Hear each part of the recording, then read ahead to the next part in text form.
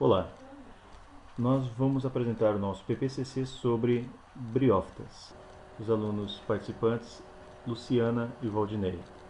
Então vamos começar com uma breve historinha da origem das briófitas, como que surgiram as briófitas. Então, em algum momento, há aproximadamente 450 milhões de anos, algumas espécies de algas verdes que flutuavam a nível do mar, elas, devido à seleção natural e milhares de anos de evolução, elas começaram a popular ambientes não aquáticos. Essas algas, elas ajudaram a transformar um planeta rochoso e estéril em um lugar onde outras plantas puderam crescer. Pois como elas começaram a popular essas rochas, esse ambiente rochoso, e milhões de anos de briófitas morrendo e nascendo foram formando como que um tapete, um substrato onde as demais plantas puderam ter um lugar propício para viver. As briófitas são os seres, a forma vegetal mais antiga que existem em ambiente terrestre. Bom, então nós vamos definir um pouco o que seriam as briófitas. Então são seres eucariontes, porque essas plantas elas já possuem então uma célula onde seu núcleo está envolto por uma carioteca. São seres então fotossintetizantes que utilizam da luz solar para produzir o seu próprio alimento, ou seja, ela captura CO2 da atmosfera e libera oxigênio para o ambiente, né? Então, oxigênio essencial para vários tipos de vida.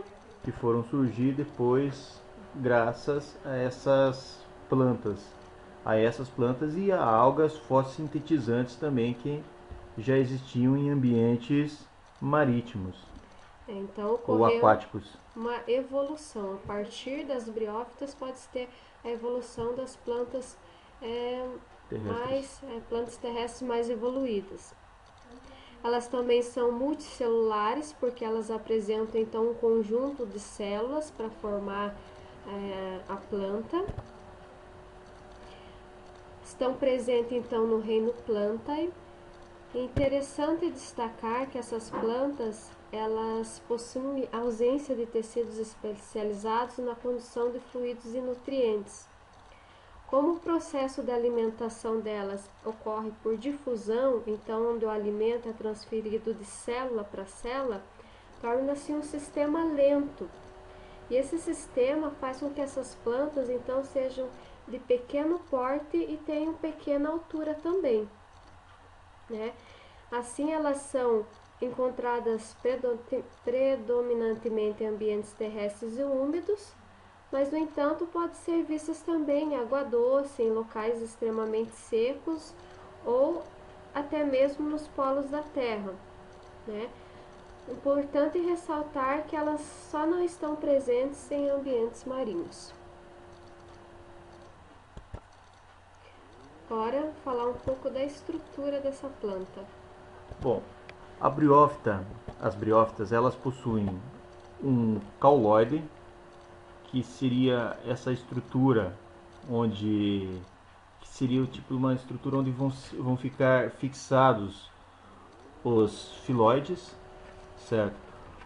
Ah, esses filoides, eles seriam como algo como parecido com folhas, mas não são folhas por não serem vascularizados. Então os filoides são responsáveis por realizar a fotossíntese e por suportar a cápsula onde vai conter os esporos. É importante destacar que o filoide é responsável pela absorção de água da planta, além da realização da fotossíntese. O rizoide, que seria algo que a gente poderia pensar que funcionaria como uma raiz, ele vai ser responsável basicamente pela fixação da planta no substrato ou no local onde que a planta está. Basicamente toda a absorção é feita, como já foi dito anteriormente, pelo filoide. Bom, dá para ver que o esporófito e o gametófito são as fases onde irão formar os gametas dessa planta. Sendo o gametófito, então, que apresenta uma fase sexuada e o esporófito uma fase assexuada. Vamos destacar algumas diferenças entre os dois. Então, o esporófito, ele é diploide, no caso, então, 2N, enquanto que o gametófito é ploide, N. O esporófito, ele possui uma fase passageira, porque assim que ele expulsa os esporos no ambiente, ele morre. Já o gametófito, então, é formado pela fase duradoura, porque a planta vai continuar no ambiente, só que agora sem o esporófito. O esporófito, então, é aclorofilado, não apresenta clorofila, enquanto que o gametófito, então, possui clorofila. O esporófito é dependente do gametófito, que pode se observar através da figura, que é o gametófito que vai sustentar o esporófito.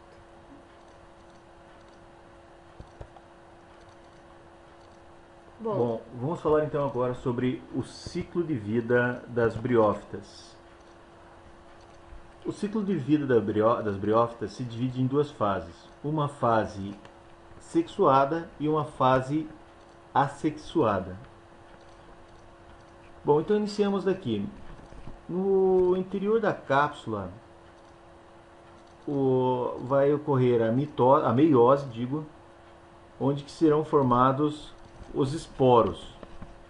Esses esporos serão eliminados do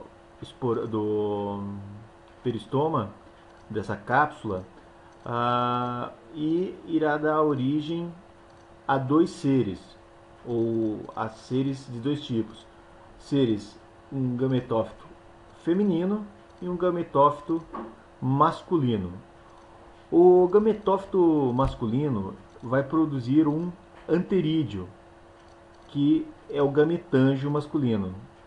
Esse gametângio ele vai produzir os anterozoides, que são os gametas masculinos. O gametófito feminino ele tem o arquegônio, que é essa estrutura que estamos destacando aqui. No interior do arquegônio existe a oosfera, que é o gameta feminino. Os anterozoides vão ser levados normalmente pela água até o arquegônio. Vão entrar no arquegônio e fecundar o oócito, a oosfera. A partir daí, então, através de uma divisão mitótica, irá formar um embrião, 2Ns, que irá dar início novamente a todo o ciclo de vida, que vai produzir a seta, a cápsula, que vai ter os gametas e assim consecutivamente. Certo, lembrando que as briófitas, esse ciclo de vida que nós apresentamos agora é o que nós chamamos de alternância de geração, que é um ciclo onde tem as duas fases, a sexuada e sexuada. Mas algumas briófitas, elas apresentam também uma reprodução somente sexuada, que ocorre no caso a forma vegetativa, que pode ser por fragmentação, por gemas, mas o mais constante, o que mais ocorre então, nas briófitas seria mesmo essa alternância de gerações. Bom, as principais classes de briófitas conhecidas e existentes, então, são as hepáticas. As hepáticas seriam essas plantas com uma consistência mais carnosa, pode-se dizer assim. As folhas são bastante robustas, com bastante líquido em seu interior. e é considerado também um grupo monofilético, porque eles apresentam então esse gametófito lobado e os rizóides das hepáticas são unicelulares, sendo que suas células apresentam vários cloroplastos e um protonema reduzido. Tem também os anthoceros, que são já as briófitas que já apresentam uma novidade evolutiva em relação às hepáticas, devido a apresentar uma estrutura chamada de columela. Essa estrutura que vai promover então a sustentação dessa planta. E é também presente nos anthoceros algumas plantas que mantêm o esporófito vivo, porque na maioria dos musgos, quando o esporófito lança os esporos para o ambiente, ele acaba morrendo. Então, algumas anthoceros apresentam esse esporófito vivo, que é uma característica presente nas plantas mais evoluídas. Também tem-se os musgos. Os musgos, então, são aqueles mais conhecidos, que formam como se fosse um tapete, né?